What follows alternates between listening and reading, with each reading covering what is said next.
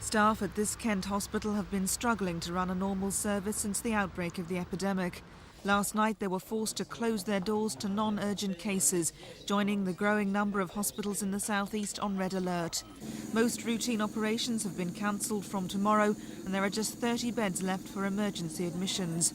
The problem's exacerbated by medical staff and patients catching the virus in the hospital. Patients who came in with other things, not with flu, have caught the flu and developed chest infections whilst they've been on the ward, which means that we're not clearing patients from the wards to go home, and we're beginning to run out of beds. We've even had one death from somebody who came in with something unrelated, caught flu and developed a chest infection.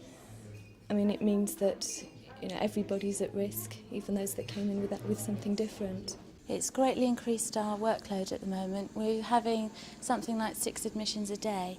We've become even tighter on beds than we are anyway, and it means discharging patients perhaps a bit sooner than we would have done. Not at any danger to them, but they don't get the convalescent period they might get in hospital.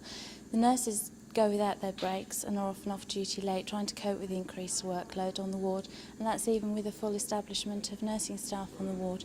So life has changed quite a lot. The virulent flu strain is causing much of the illness, but experts are finding other similar viruses which can't be vaccinated against that are proving just as deadly.